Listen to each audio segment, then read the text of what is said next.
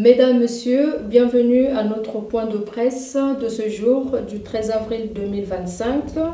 relatif à la présentation de notre déclaration préliminaire au panel du 12 avril 2025 suite aux élections qui s'est déroulées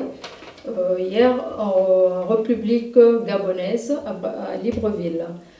Je suis Marie-Adélaïde Luye Ndjembo, modératrice et trésorière au panel. Mesdames et messieurs, bienvenue. Je me présente Galina Moutou, secrétaire et chargée de communication adjointe de l'OPANEL, l'Observatoire panafricain des élections. Au nom de l'Observatoire panafricain des élections au panel, je suis Dr Touri Dagbara Innocent. Je vais être en mesure de pouvoir vous porter, tant à l'opinion nationale qu'internationale, la déclaration préliminaire de notre suivi de l'élection présidentielle du 12 avril 2025 en République gabonaise. Ceci étant, merci de recevoir la déclaration préliminaire au panel suite effectivement au suivi de la présidentielle gabonaise du 12 avril 2025. Déclaration de l'Observatoire panafricain des élections au panel. Tenant lieu de rapport succinct préliminaire en point de presse en date du 13 avril 2025 suite à l'observation compilée en mode de monitoring au panel et de recoupe d'informations factuelles terrain relatives à la présidentielle du 12 avril 2025 en République gabonaise, notamment notre suivi au panel de la période en amont de la campagne électorale, celle également concernant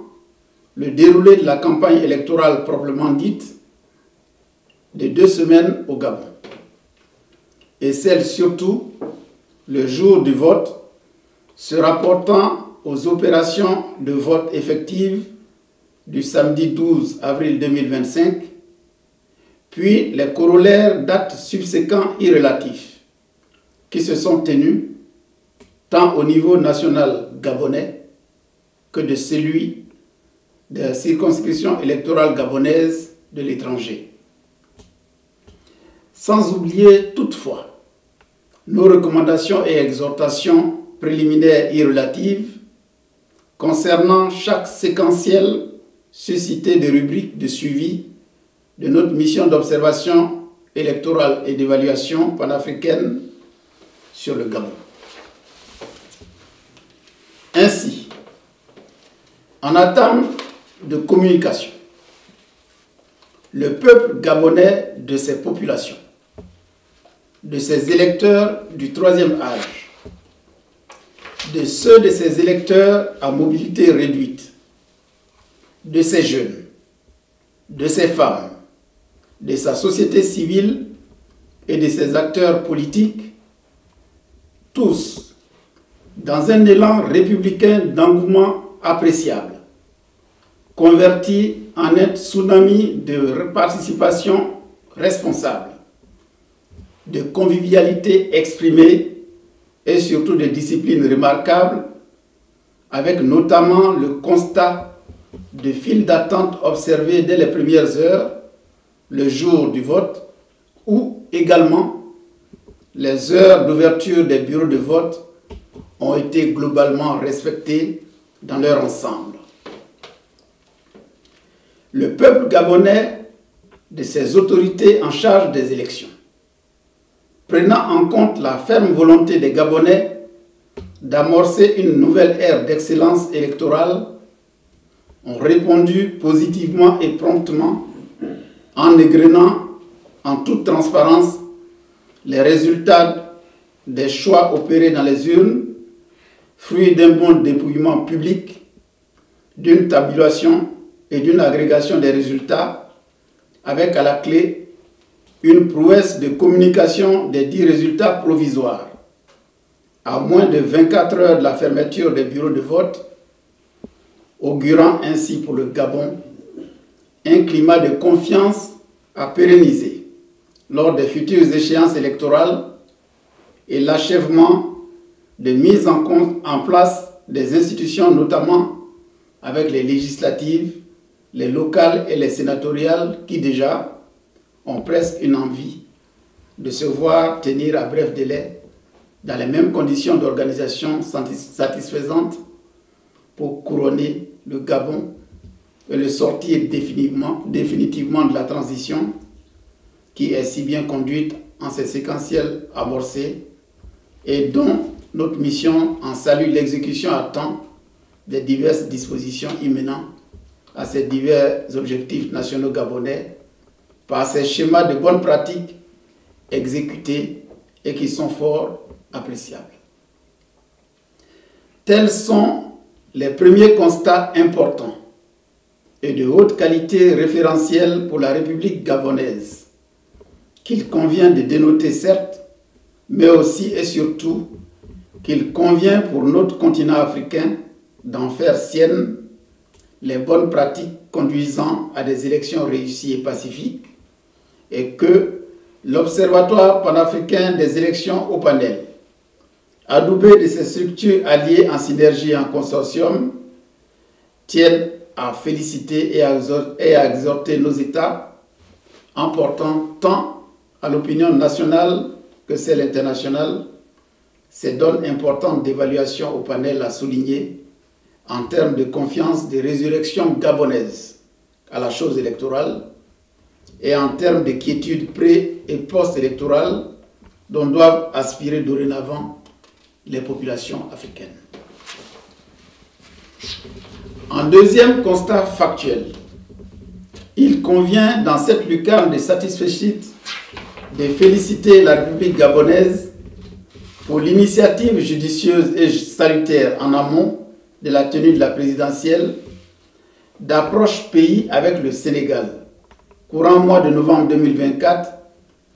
pour s'en inspirer du bel exemple gagnant de conduite des élections de ce pays,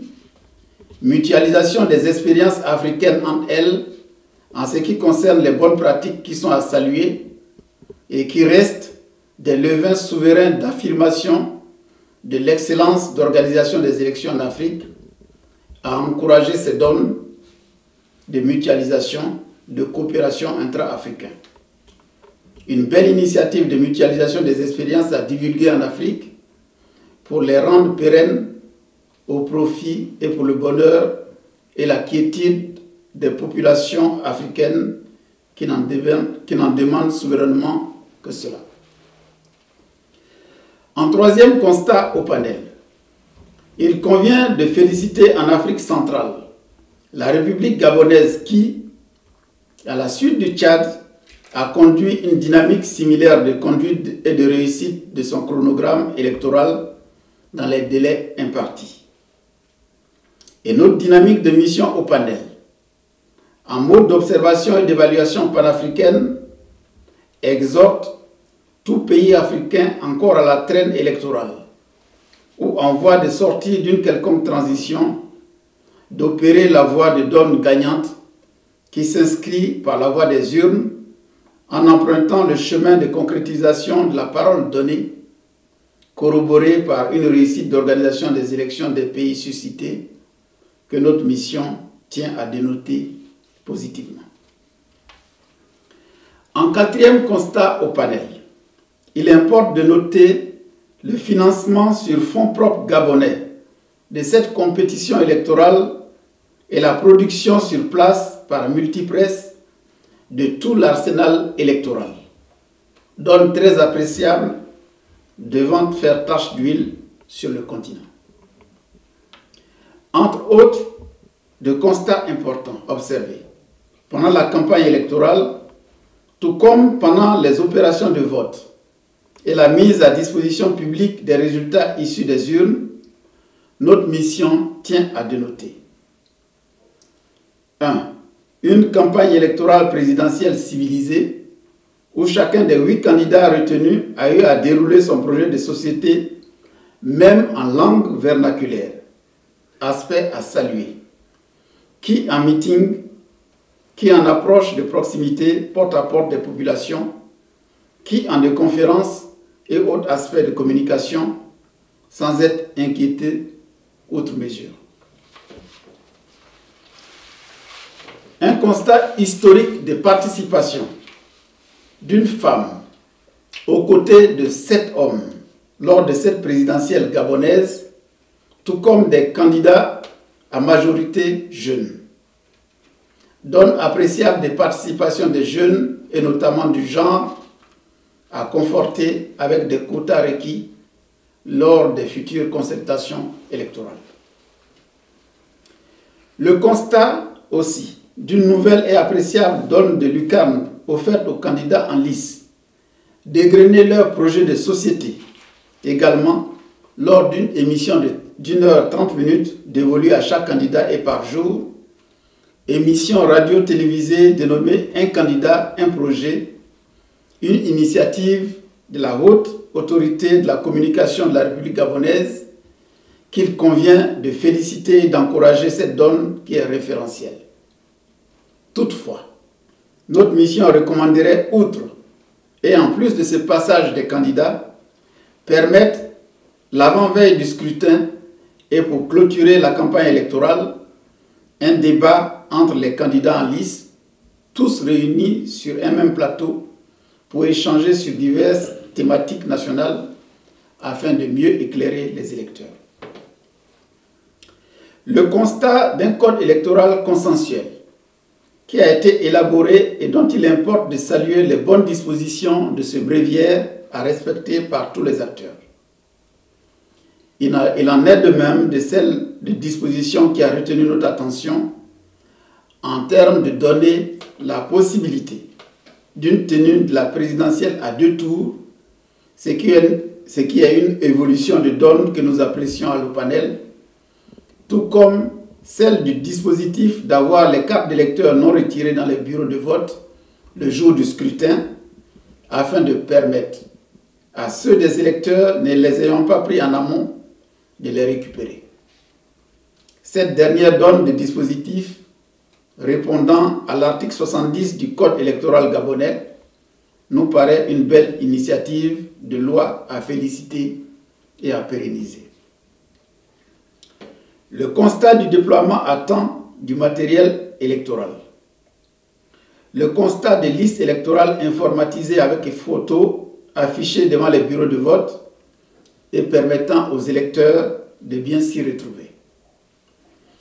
Le constat de l'utilisation de bulletins par candidat et de l'usage d'enveloppes innovatrices, avec un endroit de l'enveloppe pour le choix du bulletin choisi par l'électeur et un endroit pour les autres bulletins non choisis par l'électeur. Bien que cette disposition soit d'une importance capitale, permettant d'annihiler tout monnayage éventuel de voix ou tout achat de conscience éventuel, notre mission au panel recommande l'utilisation du bulletin unique à souche numérotée, qui permettrait de résoudre pas mal d'écueils de traçabilité, notamment du vote certes, mais aussi et surtout de réduction des coûts d'impression des bulletins multiples. Le constat très appréciable est la présence terrain bien remarquable des agents de l'autorité de contrôle des élections et du référendum ACER et ceux de la Cour constitutionnelle, des observateurs nationaux du réseau d'observateurs citoyens ROC à féliciter et à encourager. Et notre mission en exhorte les autorités gabonaises, tout comme nous en avons l'habitude de le faire, de privilégier l'observation nationale au détriment de celle d'observateurs d'ONG venant soi-disant d'ailleurs, dont les compétences en observation électorale restent à désirer. Constat que nous avons fait de la méconnaissance vue et affichée lors d'une émission sur une chaîne de télévision gabonaise d'une ONG passée sous les mailles du filet des accréditations et se réclamant d'une certaine diaspora africaine hors notre continent. Il importe, en termes d'excellence pour nos États, de proscrire tout ce qui concourt à juste laudatif au détriment de la connaissance intrinsèque à prévaloir, consacrant ce que c'est qu'un processus électoral. L'excellence à tout niveau en interpelle. Le constat de la promptitude de réaction des autorités électorales, notamment la Commission nationale de l'organisation et de la coordination des élections et du référendum, CNOSER, structure organisatrice du ministère de l'Intérieur et de la Sécurité de la République gabonaise, pour pallier telle ou telle difficulté ou dysfonctionnement porté à leur connaissance lors du processus électoral. Insatisfeciste a adressé donc au ministère de l'Intérieur et à tous ses services irrélatifs. La formation exemplaire de bon nombre de Gabonais à la donne d'observation électorale, notamment l'ONG Prisonniers sans frontières et autres, dont le réseau d'observateurs citoyens ROC, que le panel exhorte à garder ce cap d'aptitude d'excellence que nous souhaitons pour notre continent et dont nous exerçons les autorités gabonaises à les soutenir lors des futures consultations électorales. Le constat d'urnes transparentes et d'isoloirs de qualité est estampillé du sceau du ministère de l'Intérieur. Il convient toutefois d'en uniformiser la donne concernant les isoloirs dans tous les bureaux de vote pour éviter des disparités. La présence appréciable et appréciée de la Croix-Rouge gabonaise, un fait inédit, référentiel et exportable à imiter en Afrique lors des élections. Le constat également de la bonne fonctionnalité de l'Internet, ainsi que la liberté de se mouvoir d'un point à un autre sans restriction aucune. Le constat de la bonne sécurisation électorale avec des forces de l'ordre républicain et non ingérants. Le constat de la courtoisie dans les bureaux de vote dans leur ensemble et l'exhortation de tous les acteurs à maintenir ce cap de bonne courtoisie et de convivialité en tous instants post-électoraux. La phase de dépouillement des résultats qui a été faite de manière transparente avec des décomptes publics et une agrégation puis une communication limpide et transparente des résultats des bureaux de vote dont les représentants des candidats présents ont reçu copie pour leur mandat. Outre tous ces bons points de repère et de données référentielles suscités, il convient de noter, et en grand bémol, par le panel, l'absence constatée de représentants de bon nombre de candidats dans les bureaux de vote. Aspect à y réfléchir en donne nationale et pourquoi pas y songer à affecter le même et équitable oxygène financier à chaque candidat retenu, afin de permettre à tous le déploiement efficient de leur mandat, notamment lors de la consultation électorale présidentielle qui consacre une personnalité face à son peuple. Tout en exhortant également tous les candidats retenus pour cette joute électorale à respecter les dispositions électorales quant au déploiement de leur mandat. Une éthique de recommandation à faire sienne et à intérioriser par tout candidat en lice. Pour terminer, le panel salue les dispositifs gagnants et grainés ci-dessus et mis en place par les autorités électorales gabonaises. Notre dynamique de mission se fera le devoir de continuer de suivre toutes les étapes pré- ou post-proclamation des résultats, tant provisoires que ceux définitifs par les seules instances nationales gabonaises et habilitées, notamment, et en chronologie de proclamation, le ministère de l'Intérieur et de la Sécurité de la République gabonaise en premier ressort pour les résultats provisoires, dont nous saluons déjà à l'OPANEL la proclamation qui s'est faite bureau de vote par bureau de vote. Et également la Cour constitutionnelle pour les résultats définitifs que nous souhaitons qu'ils soient proclamés également dans les délais impartis comme le stipulent les dispositions électorales en vigueur en République gabonaise, après en avoir vidé en toute lecture du droit tout contentieux porté vers cette institution judiciaire finale dans les délais impartis également par les potentiels pétitionnaires des candidats qui en jugeraient l'utilité de le faire et dont notre mission ne peut que les exhorter, le cas échéant, dans le cadre républicain de suivi. Notre mission au panel se fera regardante aussi de l'étape importante que constitue aussi l'installation de l'élu de cette compétition électorale présidentielle du 12 avril 2025 en République gabonaise et la formation du gouvernement y découlant de cette consultation électorale pour terminer l'un des pans d'évaluation au panel de la République gabonaise qui a accompli un parcours et un enseignement précis, exemplaire et appréciable de bonne tenue réussie. Un rapport final très explicite avec une kyrielle de recommandations sera fait à un moment opportun et sera porté à l'attention des autorités électorales et institutions gabonaises, puis à l'attention de l'opinion tant nationale gabonaise que celle internationale. Fait et conjointement élaboré à Paris et à Libreville pour publication ce 13 avril 2025, la mission en monitoring de l'Observatoire panafricain des élections au panel et ses structures alliées de travail en consortium vous en remercie.